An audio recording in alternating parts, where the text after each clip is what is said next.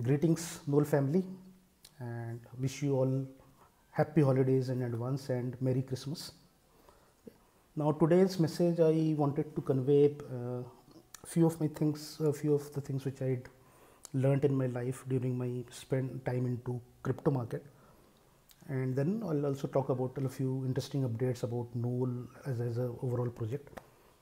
But to start off with, I wanted to share with all of you that about a couple of years back, I happened to go through a book and then watched a lot of videos about a gentleman called as Mr. Benjamin Graham. Yeah. Now, he wrote a book called as Intelligent Investor, and this book is called as the Bible of investment by none other than Mr. Warren Buffett, who also incidentally happened to be a student of Mr. Graham, and he used a lot of principles which was taught through this book into his real life. And I quickly wanted to share few of the pointers which I personally picked from this particular book. Okay. So to start off with, it talks about the first and the very principal concept that whether you're putting in money into stock market or whether it is crypto investment, any stock which you pick is basically ownership of interest into that particular business. Yeah. Now, projects are basically divided, or people or investors are divided into two categories. One is called as defensive investor, and this one is called as an enterprising or an aggressive investor. Now, what is the difference? Is the defensive investor just puts in money and then waits for it to grow, but enterprising investors are people like Warren Buffett. They basically do something little extra, which is they go ahead and take ownership of the stocks which they own, which means they perceive that they are, as by the virtue that they are holding up that stock, they are also co-owning that particular business, and because of that they start to take ownership of driving that business forward also, in terms of either consuming it, okay, or promoting it in the market. Yeah. Again, if I take example of Mr. Buffett itself, what he used to do was when he invested into Coke or when he invested into McDonald's, he continued to consume those products as well. As it became his habit that he used to go to McDonald's to have his lunch and have a bottle of Coke. Okay. Now, that is what a lot of people who got into Tron, for example, did. Is when I got into Tron, is that we started to take ownership of promoting Tron, irrespective of it not leading us to direct benefit, because we felt that the more we start to promote, the more use case gets built up, and eventually it helps your valuation of the portfolio grow. So that is the first pointer. Second most important point which Mr. Graham talks about is having a very cool head in terms of investment. Most of the people, what they do is they take emotional decisions when it comes to investing into stock market, and that is why Warren Buffett famously said that it is just a process of transferring of wealth from people who are impatient to people who are patient. So it is very important to take cool decisions rather than just taking decisions based on emotions and just looking at the market whether it is red or green, and basis that people go ahead and buy stocks. Third basic principle which this book talks about is a very simple principle called as dollar cost averaging. Now, when people started to invest in early into 1960s and 70s, nobody was technically a millionaire, or most of the normal people, or Warren Buffett himself was not a millionaire.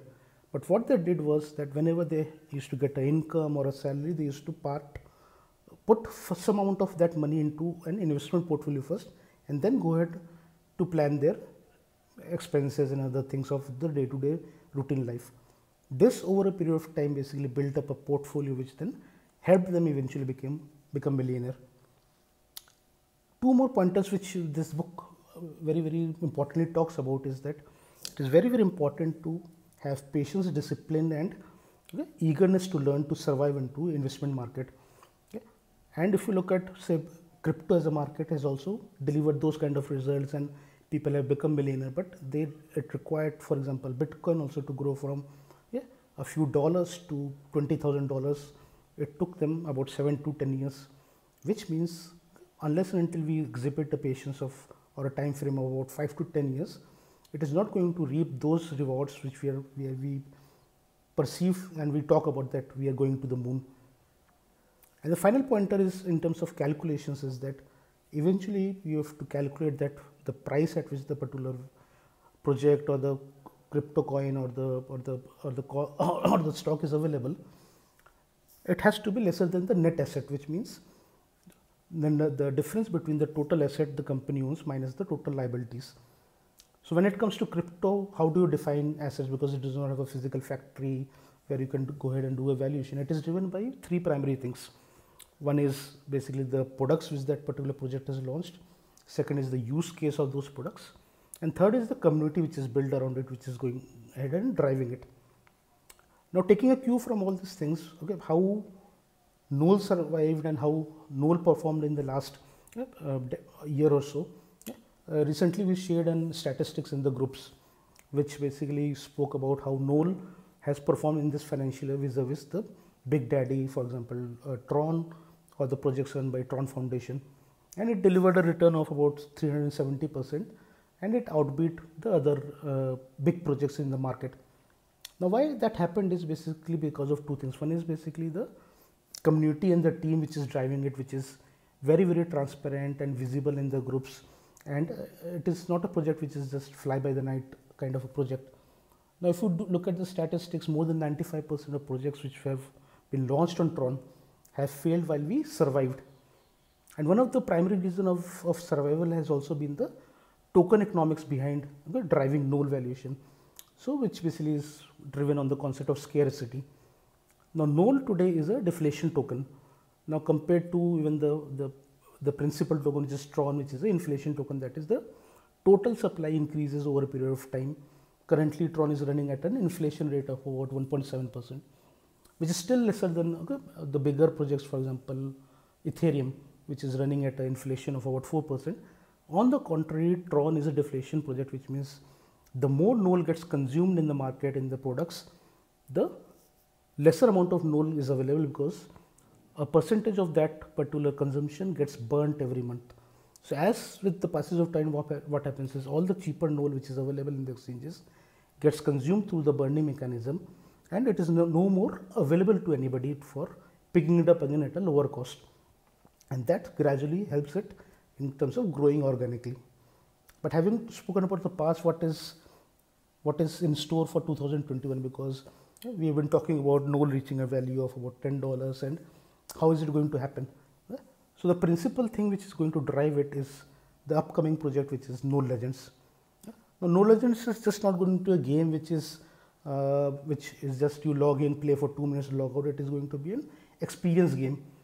If you in the past, if you played games like Age of Empires or Clash of Clans or even Need for Speed, now similar to those games, if you look at version 1 and what is running right in the market today, that is what Hisam is working on.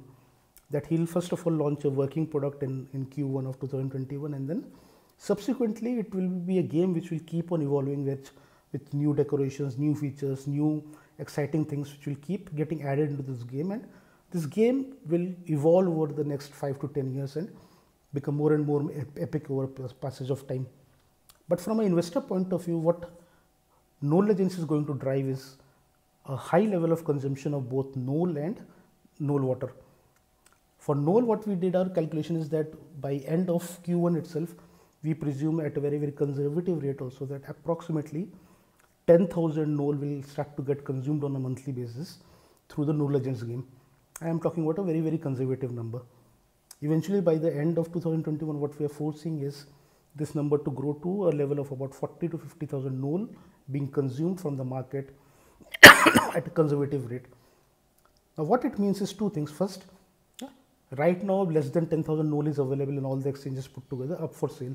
Those will get picked up very, very fast. Secondly, it will lead to a bigger chunk of Knoll getting burnt every month, and these are two things which is going to reduce the supply available in the market, and once the supply gets reduced, it basically drives the price up, and that is how the basic economics of a token works.